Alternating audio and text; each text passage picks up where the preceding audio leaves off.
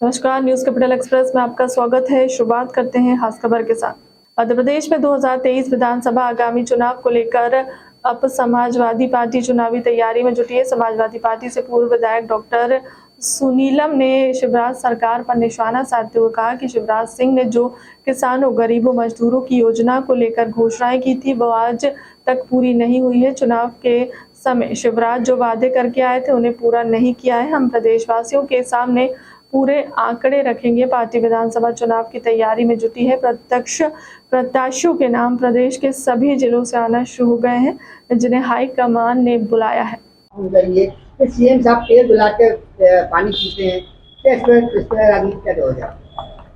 देखिए, तमाम किस्म के मॉडल दिए हैं। राष्ट्रीय स्तर के ऊपर एक मोदानी मॉडल है जिसके अंदर 150 लाख करोड़ का जो व्यक्ति पहुंच गया और अचानक एक हिंडनबर्ग की रिपोर्ट आई और वो 50 लाख करोड़ के ऊपर आ गया। और वो घोटाला था जिसके ऊपर मोदी जी ने आज तक मुंह नहीं खोला। महिला पहलवानों का मामला था, आज तक मुंह नहीं खोला। मणिपुर का मामला था, आज तक मुंह नहीं खोला।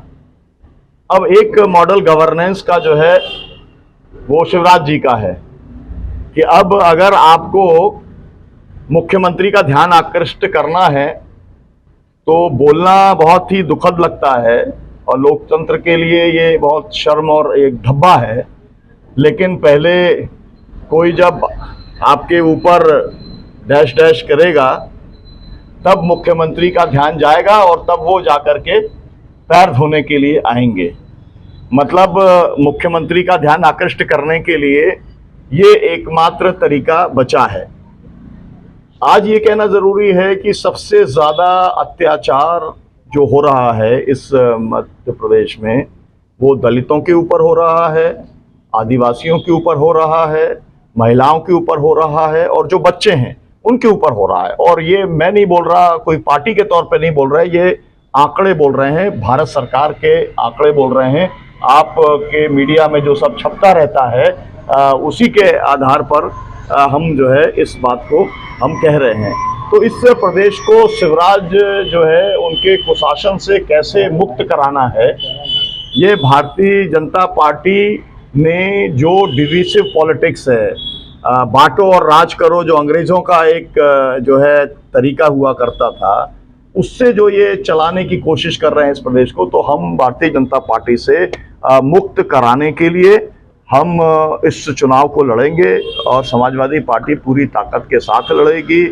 जो मुद्दों के ऊपर हमारी प्रामाणिकता है, हमारी 4 बार सरकार रही है, 3 बार नेताजी मुख्यमंत्री थे, 1 बार अखिलेश जी मुख्यमंत्री थे, तो 4 बार हमने जो घोषणा की थी और जो हमने करके दिया था, हम मध्य प्रदेश के लोगों के सामने वो रखने का काम करेंगे।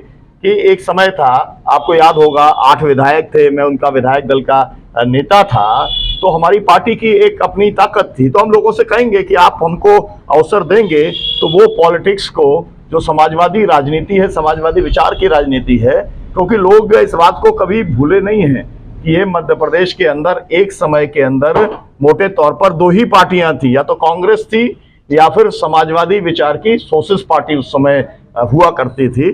तो हम लोग मेहनत करना चाहते हैं और मेहनत करके इन मुद्दों को लेकर के हम पार्टी को खड़ा करना चाहते हैं। चुनाव ताकत से लड़ेंगे। अंतिम फैसला राष्ट्रीय अध्यक्ष जी के द्वारा लिया जाएगा, क्योंकि बार बार आपको मालूम है गठबंधन की बात भी चलती रहती है। अभी 17-18 तारीख को मिलने वाले हैं, वहाँ पर बेंगलोर के अंदर मिलने वाले हैं। आपको मालूम है कि इतनी घबराहट हो गई भारतीय जनता पार्टी के अंदर कि उसने एनडीए की मीटिंग बुला ली 18 तारीख को। वो भूल भी गए थे, मोदी जी भूल चुके थे, भारतीय जनता पार्टी, अमित शाह भूल चुके थे कि एनडीए भी एग्जिस्ट करता है। लेकिन जब विपक्षी एकजुटता बनी और उनको ये समझ में आ गया कि हमने 8-9 बार हमने खरीदा विधायकों को, लोकतंत्र के को लूट तंत्र में बदल दिया, और 10वीं बार महाराष्ट्र के अंदर फिर एनसीपी को उन्होंने पूरा खरीद लिया। लेकिन इसके बावजूद भी कर्नाटक की जनता जो है उसने हमारा सफाया कर दिया। ना इसके पहले भी दिल्ली के अंदर, जिसको भले ही वो नगर पालिका, नगर पंचायत कहते हो, लेकिन वहां पर भी सफाया कर दिया, पंजाब के अंदर भी सफाया कर दिया। तो उनको ये वाली बात समझ में आ रही है कि हमारे पास में असल में 37% वोट है, और आज भी अगर और एनडीए का जोड़ देंगे तो 40% हो जाएगा। लेकिन जितना वोट पड़ता है उसमें 60% वोट जो है वो मोदी जी के खिलाफ पड़ता है, एनडीए के खिलाफ पड़ता है। बस इतनी सी बात है कि 60% वो चैनलाइज हो जाए और समाजवादी पार्टी के जो राष्ट्रीय अध्यक्ष हैं उनका ये प्रयास है कि विपक्षी एकता बने, और इसके लिए इसीलिए उन्होंने, आपने नारा भी सुना होगा, है ना, कि 80 के ऊपर जो है भगाओ और भाजपा को हटाओ, ये नारा है। तो हम लोग उसी के ऊपर काम कर रहे हैं। किन मुद्दों लेकर बैठक कर रहे हैं? देखिए, मध्य प्रदेश के अंदर जो सबसे महत्वपूर्ण मुद्दा है, अब चुनाव नज़दीक हैं, लेकिन जो प्रदेश के किसानों को, मजदूरों को, गरीबों को, मजलूमों को जो योजनाओं की घोषणा की गई है उन योजनाओं का लाभ नहीं मिला है। पिछली बार भी जो उन्होंने, शिवराज सिंह जी ने जो अपना वायदे करके आए थे, उन वायदों को पूरा करने का काम नहीं किया है।